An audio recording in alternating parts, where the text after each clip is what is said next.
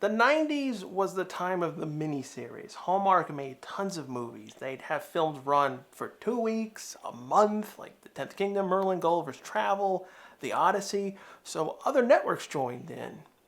NBC adapted a novel by John J. Nance called Pandora's Clock. In some countries, it's called Doomsday Virus. These 2 movies, miniseries, whatever you want to call it, starred many familiar actors at the time, including Jane Leeves, Daphne from Frasier, and Jerry Hardy and Deep Throat from X-Files. Unlike most of Anderson's other roles, this one is serious. So I don't have cancer. I'm all right. Very little room for snarky comments. Is the flight on time, Captain? Is that the first question on the midterm exam from the company spied in? For the story, well, everything begins in Germany, a everyday man, Ernest Helms, being in the wrong place at the wrong time. Filming local wildlife when a crazed man followed by an armed helicopter stumbles onto his car, tries to steal it. Helms gets back in, the man smashes his window, cutting Helms' hand. The crazed man is recaptured but dies just a day later from some unknown contagion. Helms becomes a walking time bomb on his flight out of Germany. The miniseries' first half focuses on a group of characters and countries on how they would react towards a deadly virus, hence Pandora's Clock. It's not an action story up front, it's a mixture of Harrison Ford's Air Force One and Chris Pine's Unstoppable. The cast leads off with Anderson playing a former military officer, Captain James Holland. The miniseries gives a decent job giving background and goals for all the main roles used throughout the story. Captain Holland left the military after him having to do too much dirty work in the Iraq War. He wanted to go back to a peaceful life, not to mention got a cancer scare, so he himself is dealing with personal issues. On top of that, instead of his usual co-pilot, he gets Captain Daniel Robb, a Czech pilot. You know the routine. Once a year, you fly a trip with a Czech pilot, not the co-pilot. He just had a cancer scare, so he's already on edge, and now he has to do a performance to look good for the company Quantum Airlines. Being in the military, he handles pressure good, but it already starts off on a bad foot, on top of it being close to Christmas. It's a game on its own. How much crap can the movie pile onto Holland? I personally like Anderson in more serious roles rather than play Jack O'Neill where he's 50-50. We need to dump fuel, like the book says. I fly by the book over Iraq, I'm dead meat. I fly by the book now, Professor Helms probably doesn't make it. Captain Robb, he's Holland's foil, but at the same time also acts as his counterpoint, so he's not mainly there just to piss off Holland. Along for the ride are Rachel Sherwood and Ambassador Lee Lancaster, the more featured secondary characters. There's something very wrong here, and I need to know exactly what's happening. Both are going back to New York from a diplomatic talk.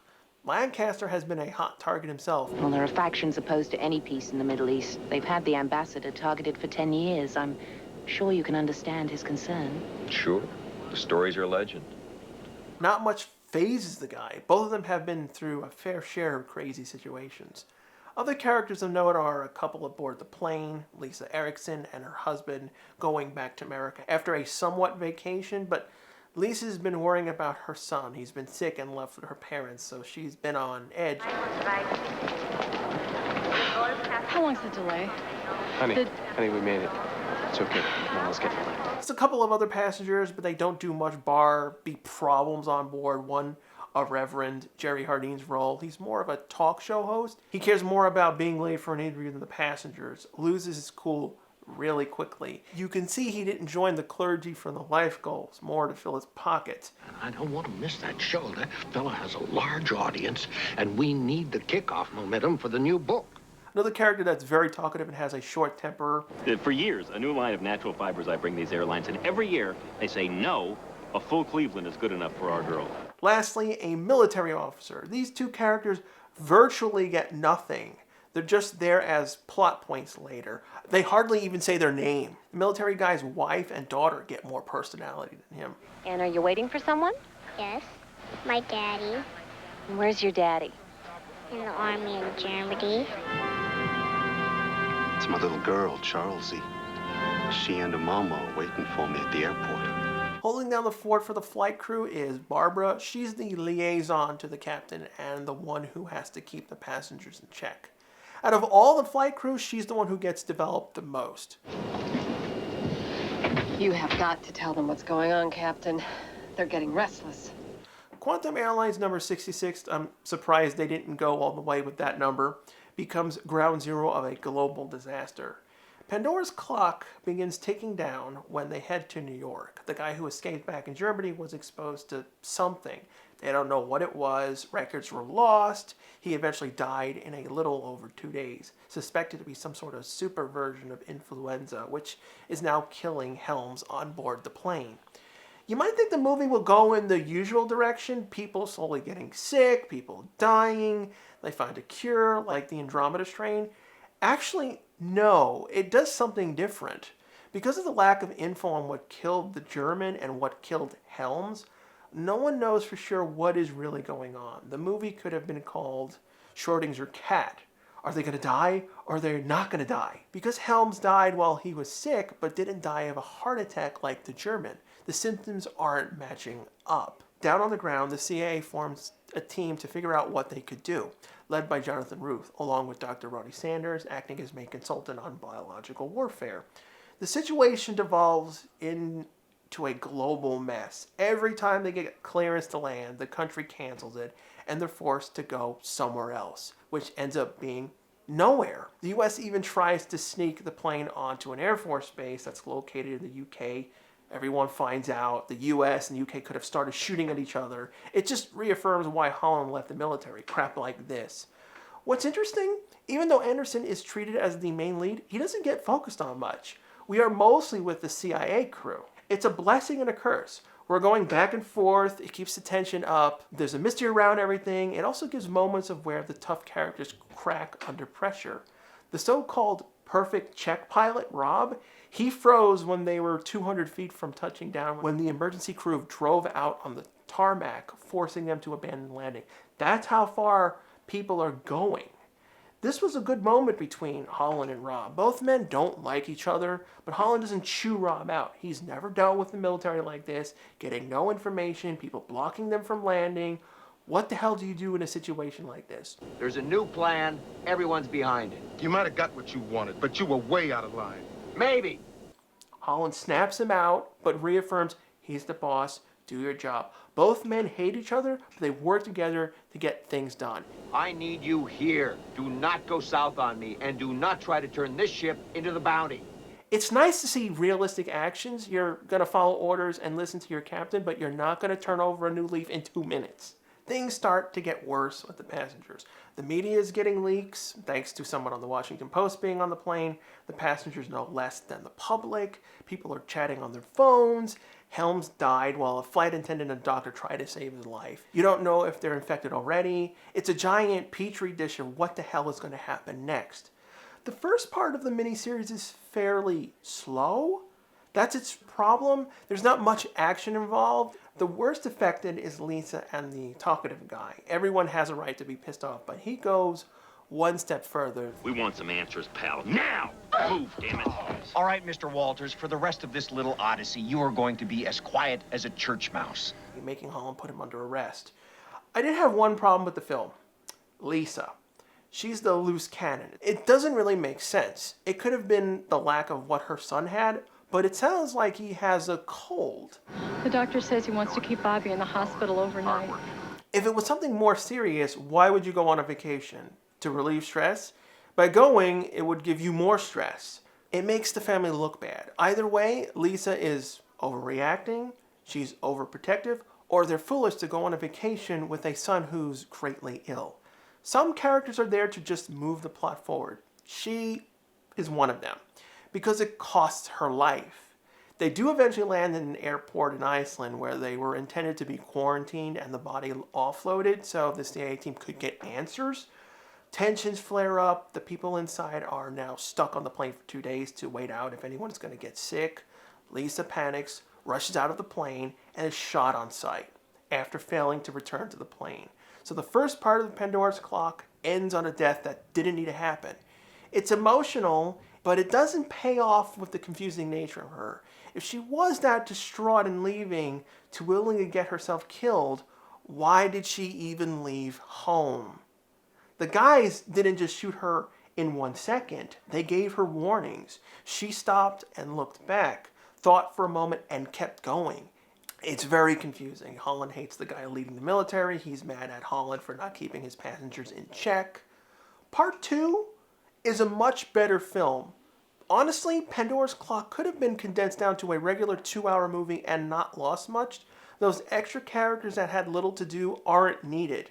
The funny thing about Part 2, it basically turns into an X-Files story. Flight 66 becomes less of a focus. The CIA team and Dr. Sanders becomes the main leads. Director Roth, who's been organizing the operations and talking directly to the president, he's the actual bad guy of the movie. It wasn't really done right. First off, let me break down the team. Ronnie Sanders was picked because of her background. She's excellent at understanding and dealing with biological diseases, but was removed from the FAA because of her suggestions in improving systems were too big, aka cost too much. So she got stuck at a crummy desk job at the CIA. Flight 66 gave her the chance to lead an operation. She forces herself to be endearing. I think it's because she's thinking in her head, this is my only chance. I gotta be perfect. I gotta be perfect. She's the most human out of everyone. She doesn't blindly follow orders. She'll repeat herself, screw up, make some wrong calls. But also her obsession of saving the plane made her find out things she shouldn't have. Why risk people and equipment to kill a dead man when the whole world is watching? It does not make sense, Steve. Director Roth, pretty standard person, leads, organizes, been with the military for decades, makes the hard choices that are needed. You don't really like the character because the ones that you do, he's hard on them, whether being right or wrong. Then the story goes left field when reports leak out that a terrorist group are going to shoot down Flight 66 when they get to an abandoned airport. It made no sense for why terrorists would target people who are on death's door. What advantage would this bring? Sanders asked the question, so she tried to figure out if the report was real. She couldn't locate where the report came from. She asked too many questions and got kicked out of the operation. This gives Roth away too soon. The writer knew that Roth, who got the report, would be the obvious answer to who was doing this, so they compensated by giving him an assistant. Worked with him for years, vouched that he would never do something like this, which is fine, but the guy dug it into Sanders multiple times. But John Roth is not your suspect. Are you sure? Enter the string search. Prove it to yourself. On top of Sanders breaking into Roth's laptop, but he's so adamant in knowing his boss didn't do it, he helped unlock the laptop. If you try too hard to cover your tracks to the actual answers, it just paints a target. It's like when a story introduces us to some random information like, say your hero character likes potato chips. At the end of the story, the monster is allergic to potatoes. Don't go overboard. Keep it subtle. Going so far to say he's good, he wouldn't do that 3 or 4 times, you're just making me think it's him even more. Now, I did promise there are some cool action moments.